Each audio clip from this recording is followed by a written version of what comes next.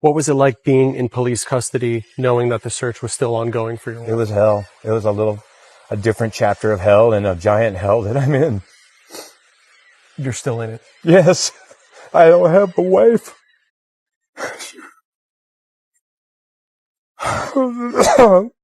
You and I are going to unpack the deeply troubling disappearance of that missing woman in the... I cannot stop thinking about Lynette Hooker. She vanished into thin air off Elbow Cay in the Bahamas. I know for a fact I am not the only one losing sleep over this chilling case.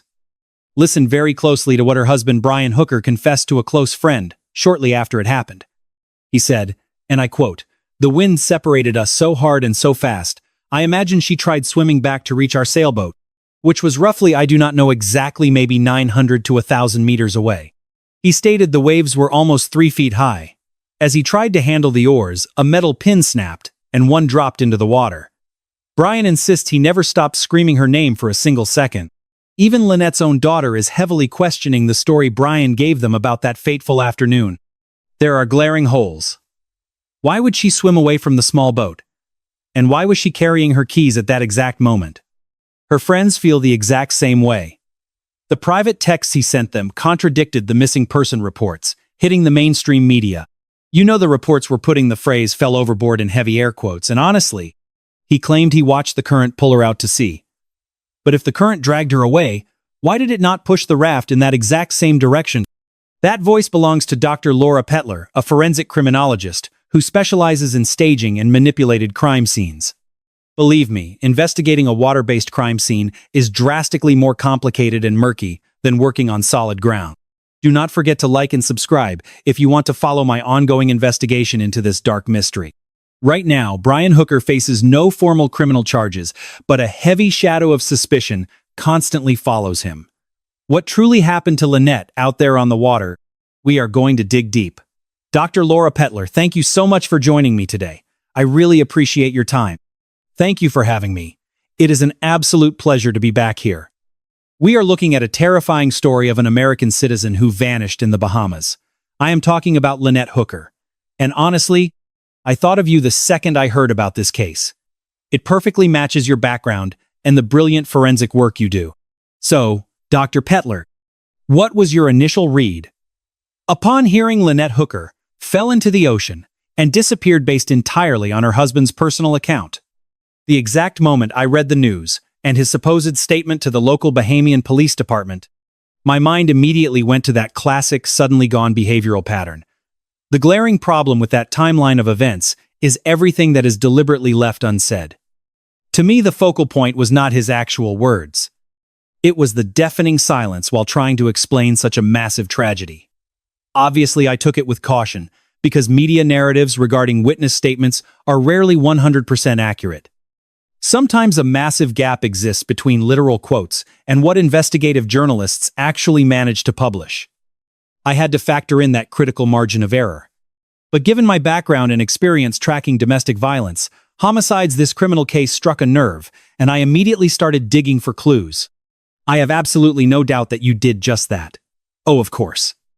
Because Laura, as this investigation unfolds, this whole narrative about her tumbling off a small raft, and I want to clarify we are not recklessly speculating, since he faces no charges, right?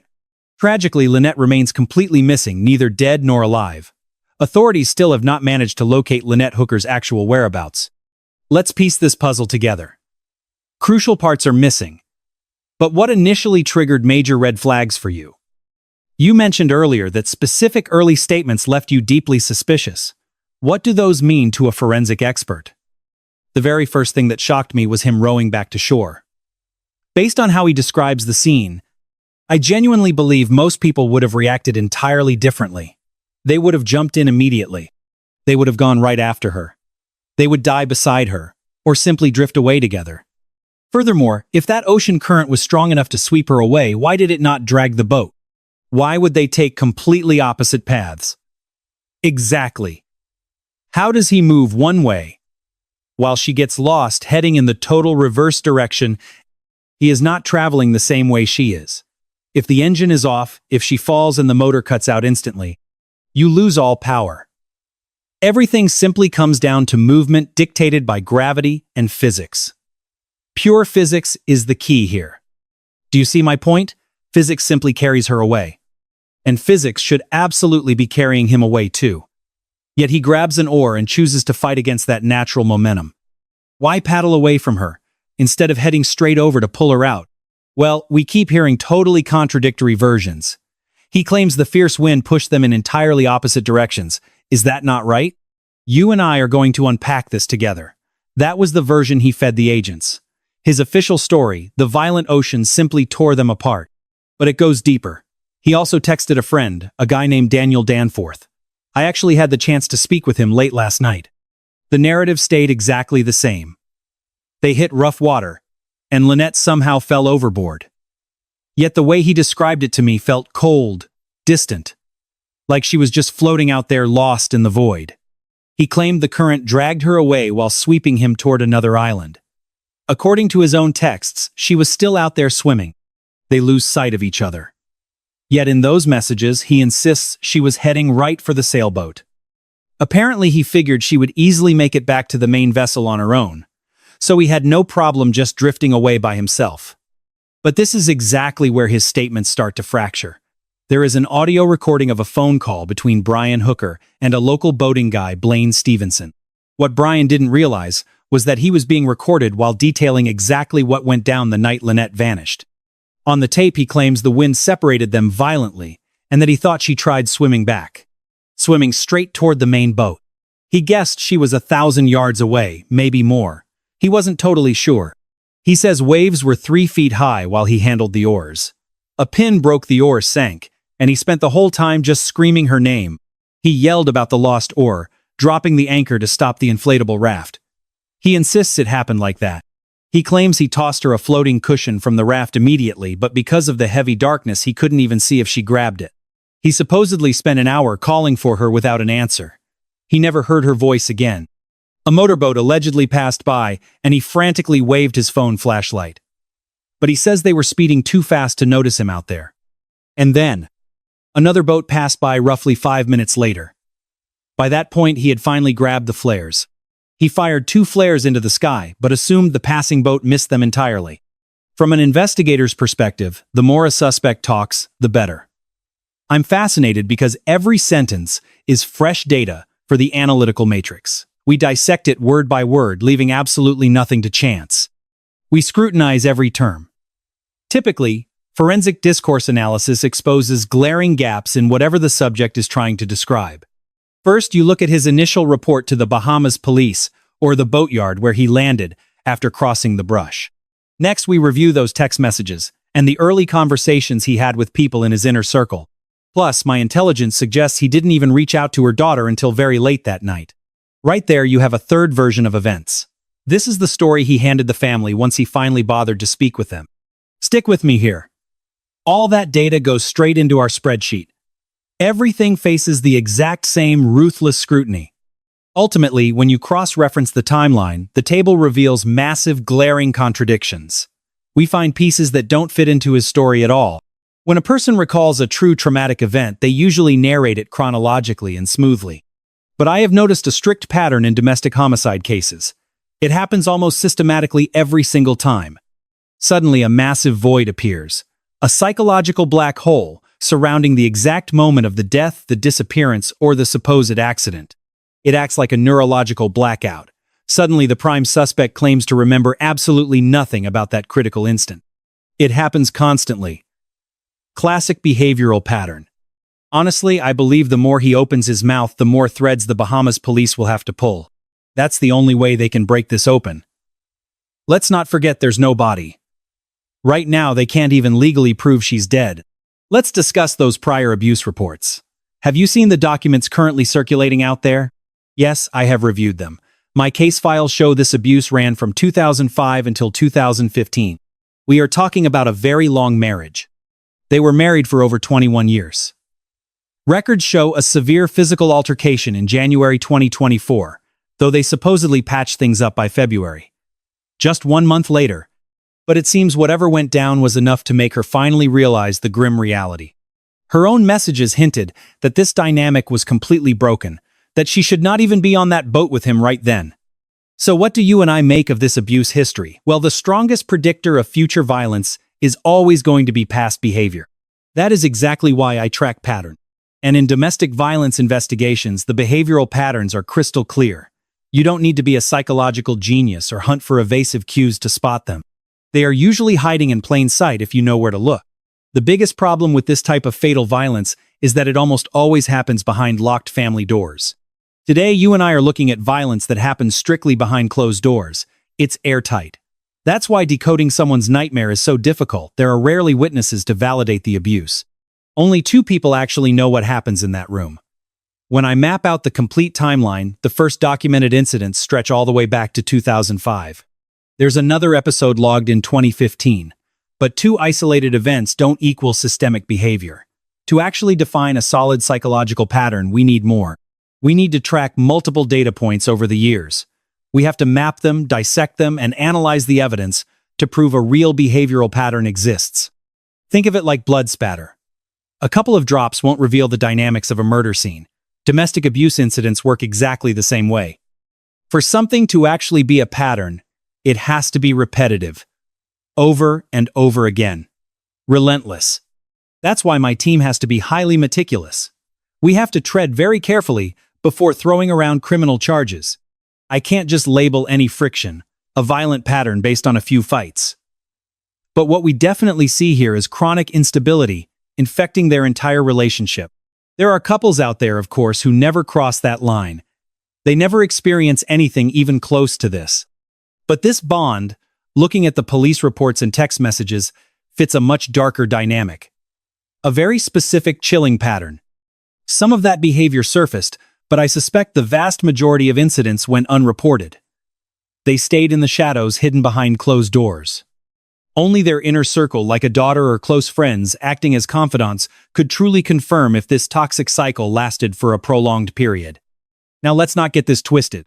In domestic abuse cases, it doesn't necessarily take an entire decade to establish that a dangerous, violent pattern is forming. However, for this specific murder trial, that is exactly the thread I want to pull to build a solid case. If I were personally running this homicide investigation from the start, I would prep this exact brief for the attorneys. We need forensic profiling to show how this behavior poisoned them, specifically highlighting the critical factor of non-fatal strangulation. Because the second a case history involves non-fatal choking, the threat level shifts. It becomes incredibly dangerous. The statistical odds of that victim eventually being murdered by their partner skyrocket to a chilling degree. The entire psychological scenario changes. We're no longer looking at what you might call a mild or moderate risk. We escalate straight to a red alert. It's an extreme risk that future abuse will turn fatal. It is a completely devastating statistic. Stick with me here because we need to focus on the victim. Who was she, really? What do we actually know about her background? I have to dissect the victimology of this case with absolute surgical precision to understand the full context. When reviewing those disturbing police reports, we find multiple allegations of what we'll officially classify as domestic disputes. Exactly. But look at the crime scene itself. They're on a boat. They are entirely removed from the safety of home. On a small vessel, there's zero escape route, nowhere to run, just forced proximity and total isolation. By the way, she was a strong swimmer, right? All the witness testimony confirms she was a highly experienced swimmer. She knew her stuff. She knew exactly how to handle herself in open water. She wasn't someone who would panic easily out there. Last night, I interviewed one of her friends. They described a brilliant, highly intelligent, and extremely capable woman. She navigated the ocean effortlessly. An experienced sailor who knew her personally confirmed this detail for my notes. Everything I'm uncovering in this profile, well, technically she's still a missing person, but the facts about Lynette leave me deeply unsettled. Yeah, it's highly disturbing. Initially, I'd profile both of them as victims just to keep the investigation completely objective. I'd run a full victimology workup on both individuals. Why? Because I need to pinpoint exactly who the primary aggressor was in this fatal dynamic. Their history shows a domestic incident in 2015 where she was actually arrested. That's a crucial data point we cannot ignore. And then, of course, there's all the other evidence. There's overwhelming intelligence suggesting their hostile clashes were habitual. just a constant toxic background noise in their daily lives. Listen to the statement from Carly Aworth, Lynette's daughter. Look at how she describes her mother's relationship with Brian, her stepfather. She claims their deep-rooted issues started years ago and things were never good. That's exactly why she finds the current timeline so highly suspicious. My professional read on this. If a violent pattern truly existed, it's highly probable that he was the primary physical aggressor. But in forensic analysis, gut feelings mean nothing.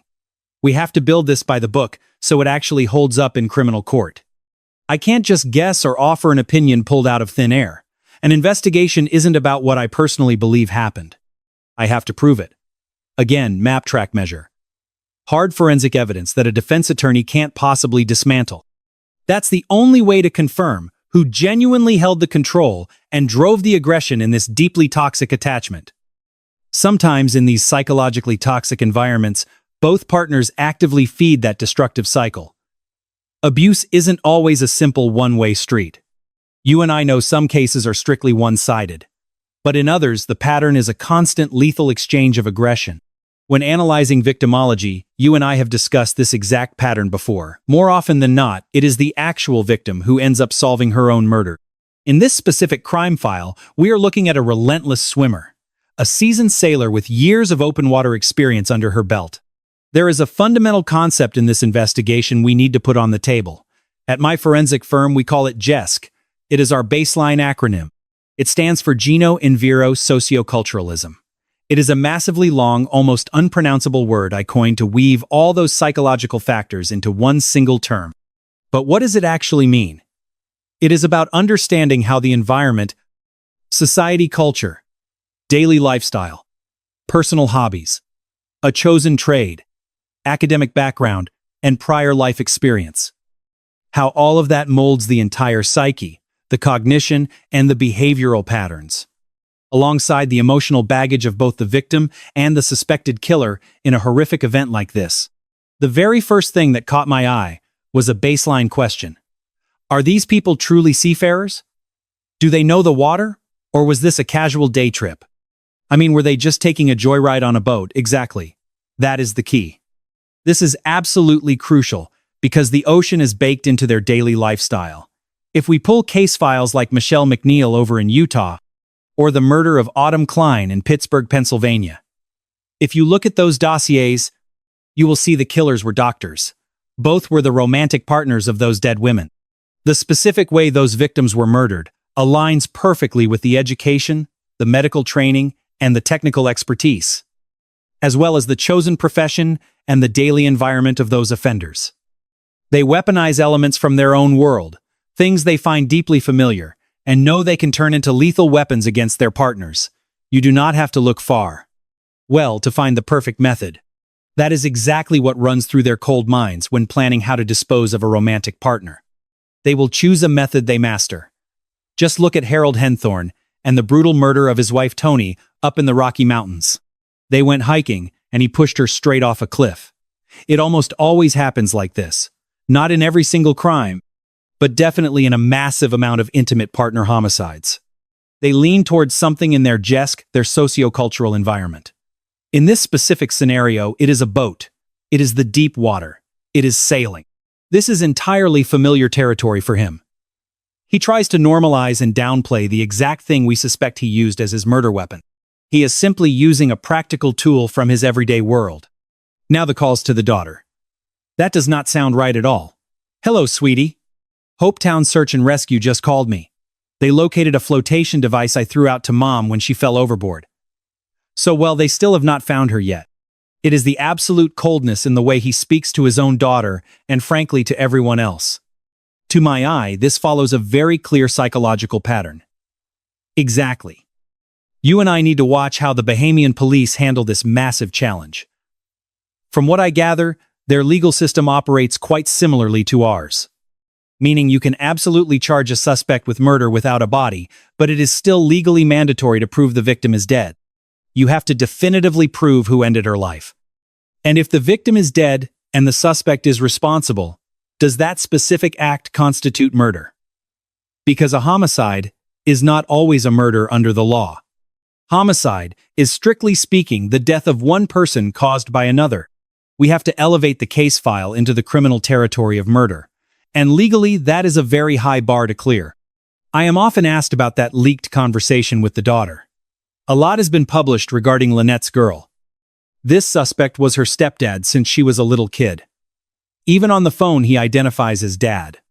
People always ask me from what we analyzed in those tapes, what exactly made his words sound so incredibly suspicious? The strict timeline of events. The time factor. How he explained it all. According to the police and press reports, I reviewed the incident happened at 8:30 in the evening, but he waited hours to finally call and simply say mom was missing. That they had no clue where she was. Something like that. Right. And then according to the daughter, he started rambling about random things and abruptly cut the connection dead. There is something truly fascinating about his speech patterns. I really want to dig into his past. I believe he was a Marine once.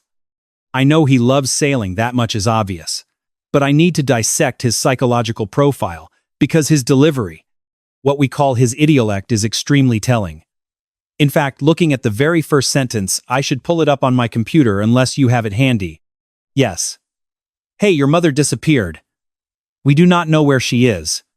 Exactly, that is what I was referring to. Let's look at how he delivers the news. I'm very direct with my own daughter, but looking at his behavioral baseline, something feels entirely off here. It always comes back to establishing a baseline, studying his idiolect and speech patterns. We need to dissect his normal expression before judging, but my main question remains, are these direct quotes? Is this his exact wording word for word? Yes, I'm fully aware. It is clear. Then we have the daughter's psychological state. She is frantic. Her mother vanished, and she's angry, which is entirely logical. But the truly disturbing part is how he frames the event. He never presents it to her as an accident. There is no hi, honey. It's dad. There was an accident, and we can't find mom. Not even. We are doing everything possible to locate her, and I'll call you immediately. That's the standard response you and I would expect in a crisis like this. A logical sequence of information.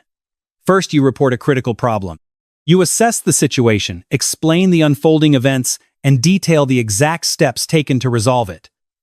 But his approach deviated entirely from that standard behavioral protocol. And that specific deviation is frankly highly alarming. Honestly, Anne, looking at this, I'm connecting the behavioral pieces with the media coverage. Recently, I recorded my initial profiling thoughts, and so many red flags emerged regarding that missing timeline. What exactly happened during those unaccounted dead minutes? I must understand how they boarded the skiff.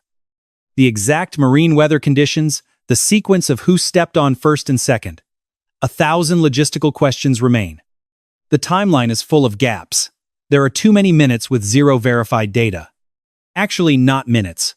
We're talking about hours, a massive blind spot. Plus, the daughter hinted at a documented history of instability and potential domestic violence between them, right? Right. Furthermore, intelligence suggests he previously made an odd remark about Lynette on a boat, something regarding falling overboard or getting injured out on the water. And then the daughter interjected with something like, and now it actually happened. It strongly implies he planted that seed in a prior conversation, and suddenly she vanishes from a vessel. It is chilling, absolutely staggering. Look at the witness statements from their frequent sailing companions. I interviewed Daniel Danforth last night, and his insight on those case reports is highly revealing. They spent extensive time together offshore. They were close. Well, Daniel stated that his conversation with the suspect felt completely anomalous, right from minute one. The suspect was active on Facebook. Dan was stunned because he was casually replying to messages during a desperate search for his missing wife.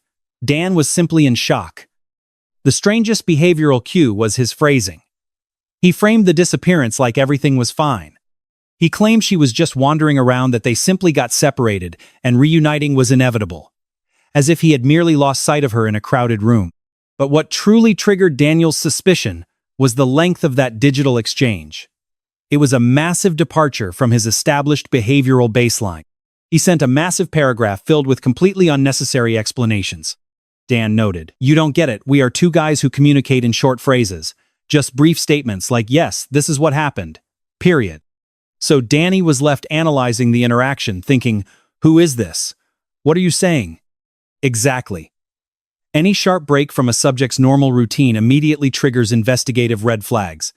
Yes, they are facing a traumatic psychological event, but still. We have to discuss the concept of staging. It is unavoidable here. I mean the deliberate manipulation of forensic evidence. And I'm not strictly referring to physical evidence. That would be the traditional staging of a physical crime scene.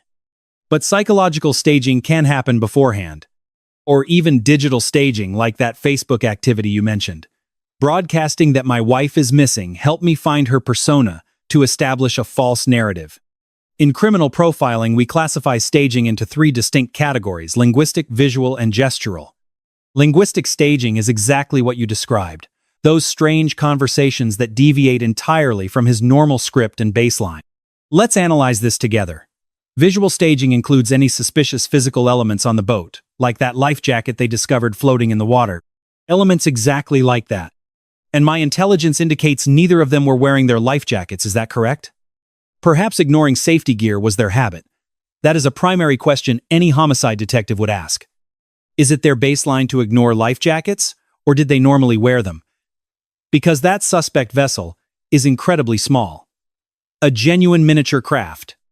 A chilling question remains for us. Did they routinely ditch the jackets, or normally stay protected? Furthermore, the boat is microscopic. A tiny skiff almost absurd against the vastness of the ocean. Honestly, that is the core of this whole case, the part that chills the blood. We are talking about a Marine, a trained professional, and the victim was an excellent swimmer. Suddenly, she just falls backward. It doesn't add up. Let's assume for a second. She desperately reached out for something, the kill switch, that engine safety lanyard, plugged right in there, right? She might have grabbed that emergency cord, while something sinister unfolded on that dinghy trapped sitting knee to knee, in a suffocatingly tight space. Because if she goes into the water, you grab her. Period. That vessel is tiny, there is zero physical distance to stop you. On a boat that small, you catch her without question. You and I have too many unanswered questions here, Laura. Too many dark shadows. And another detail that bothers me as an investigator. How did nobody see a single thing? This is a heavy transit zone, packed with sailboats and cruisers.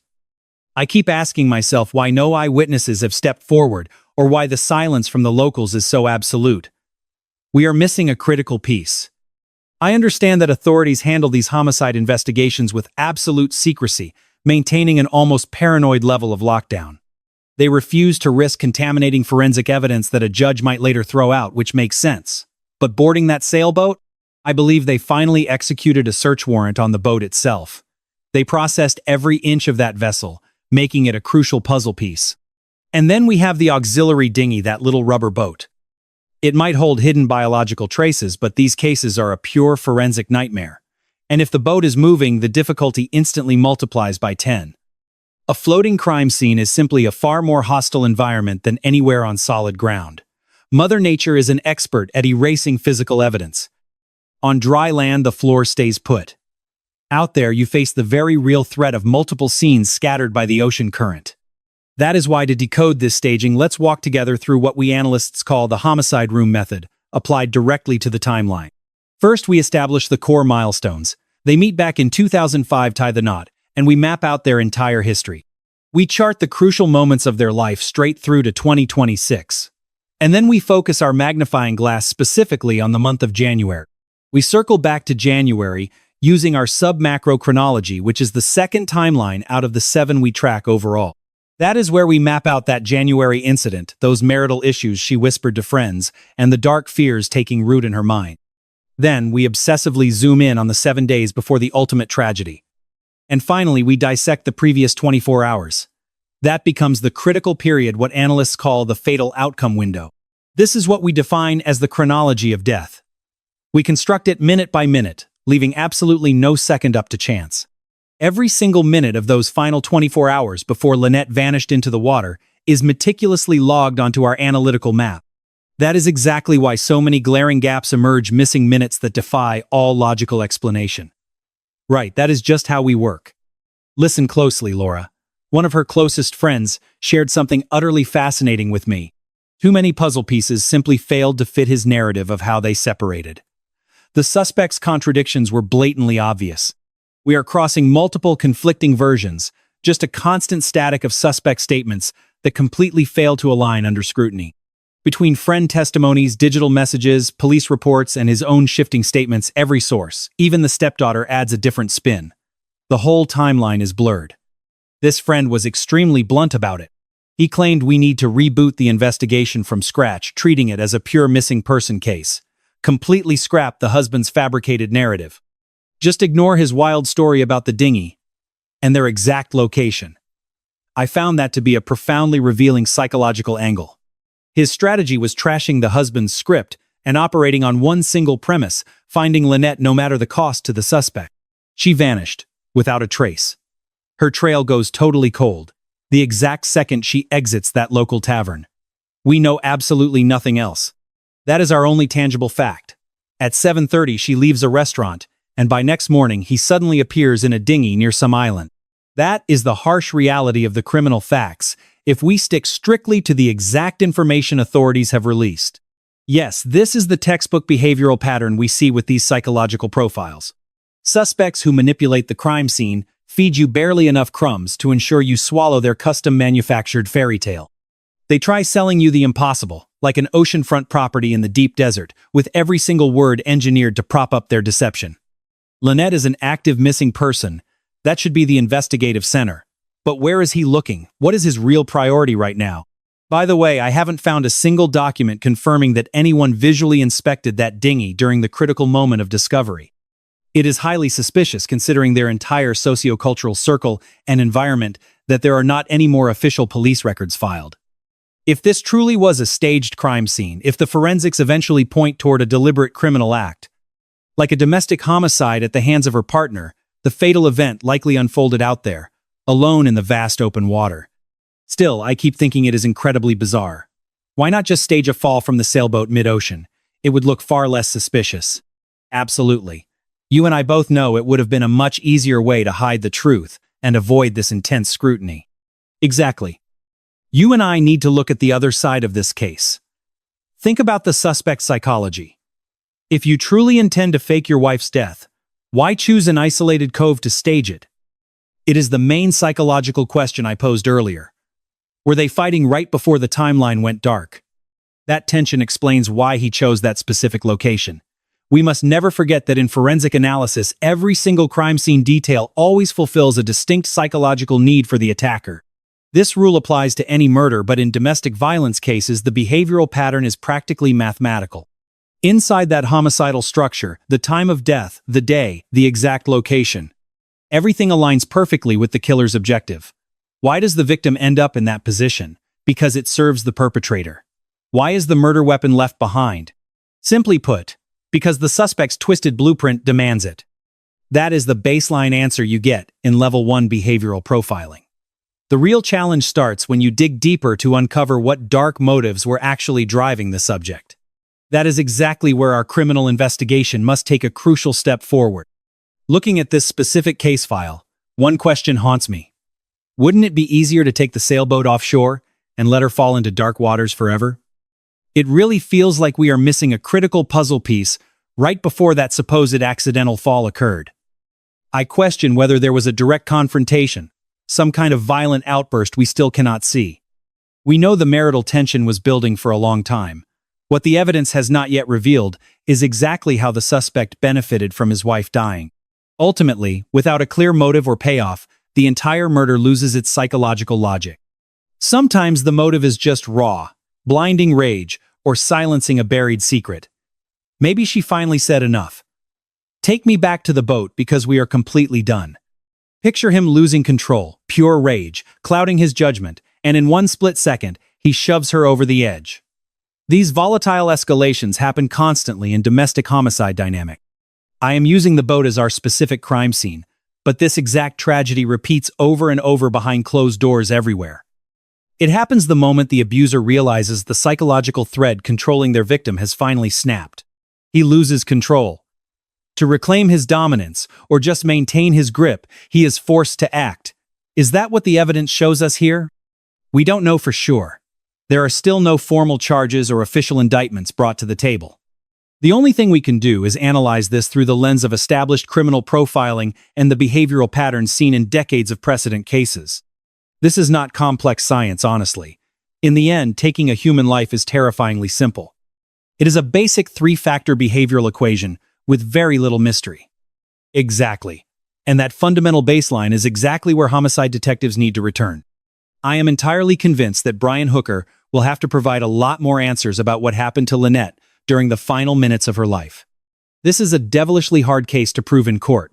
First, you must establish Lynette is dead, and without a victim's bodybuilding, that timeline is an uphill battle. Second, prosecutors must prove a crime occurred. And third, pinpoint exactly who was responsible. It almost looks like the perfect murder scene out there on the water with zero physical trace of the victim and no tangible motive to hold on to. We have no body and nowhere to search. It is an absolute forensic void. Luckily, the perfect crime does not exist, even if some behavioral puzzles feel entirely impossible for the justice system to solve. I genuinely appreciate you stopping by to unpack this criminal psychology with me today. Hearing this forensic data sets off 1,000 alarms in my head. I am already mapping out who else I need to interview to shed some real light on this investigation. We will revisit this case file when new evidence drops. Hopefully search teams find Lynette soon for the sake of her grieving family. A close friend of the couple suggested a highly disturbing theory to me. What if we are wrong to search the water? Maybe the ocean is just a tactical decoy, and Lynette's body is actually buried in a shallow grave somewhere on solid ground. There is a remote chance she fled from Brian and is hiding, but from a profiling standpoint, she would have told her mother or daughter she was safe by now. Let's hope forensic teams uncover something soon, because without a recovered body, this entire murder investigation feels like it hit a solid concrete wall. Let me know your thoughts on Dr. Peters' analysis. We will keep pulling this investigative thread. Don't forget to subscribe and turn on notifications to catch every detail of this case file. We will keep hunting for the truth.